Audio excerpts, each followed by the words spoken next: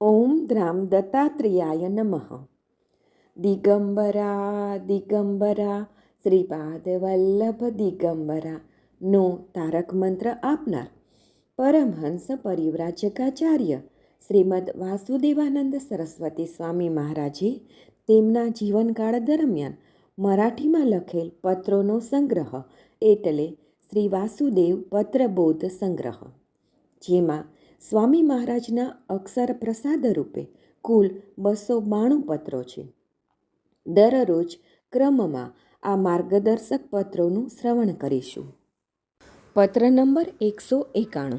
શ્રી દત્ત. વૃદ્ધ શિક્ષા ઉપનિષદ સૂત્ર સ્મરણાર્થ સ્મરણ. મુકત્યાલા, ભાદરવા સુદ 13, 1833, 8 સપ્ટેમ્બર 1908. શ્રી પરમહંસ પરિવ્રાજક નૃસિંહ સરસ્વતી સ્વામી, નૃસિંહવાડીને નારાયણ. 4 પત્રો મળ્યા, વિભૂતિ મળી. અહીં પાક વરસાદ સારો છે, રોગની માત્રા પણ ઓછી છે. અહીં સ્થાનિક રિવાજ પ્રમાણે ભજન ચાલુ છે. શ્રી પરમહંસ પરિવ્રાજક પરમાનંદ સ્વામી, શંકરાનંદ સ્વામી, શાંતાનંદ સ્વામી આદિ સર્વને નારાયણ.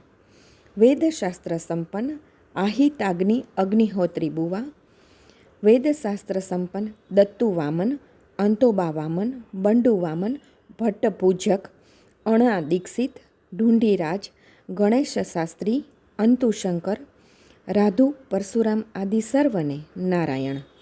ગંગા સ્વરૂપ દુર્ગાબાઈને નારાયણ. વિદ્યાર્થીઓ પાસે ખૂબ અભ્યાસ કરાવો નારાયણ.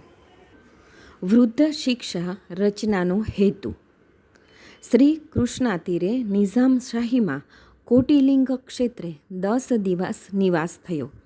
તે સમયે તમને પ્રણવ અને માત્રા લક્ષ્યાર્થનું વિવેચન કરવા સમય મળ્યો નહીં. તેનો વિચાર કરીને વૃદ્ધ શિક્ષા નામે ગ્રંથ અને પૂર્વે કુમાર શિક્ષા ગ્રંથની રચના થઈ. તે પ્રમાણે યુવા શિક્ષા પણ હોવી જોઈએ તેમ માની 100 શ્લોકોનો યુવા શિક્ષા નામના ગ્રંથની રચના શ્રી ગુરુકૃપાથી થઈ. ગહનાર્થ સમજવા માટે પ્રત્યક્ષ વ્યાખ્યાનની જેમ સવિસ્તાર વ્યાખ્યા ચાલુ છે. અત્યારે 70 શ્લોક સુધી વ્યાખ્યા પૂરી થઈ. જેમ નામસ્મરણ માટે સ્મરણી માળા હાથમાં હોય છે, તેમ ઉપનિષદ સ્મરણાર્થ માટે આ સ્મરણી સ્મરણ કરાવનાર જાણવી.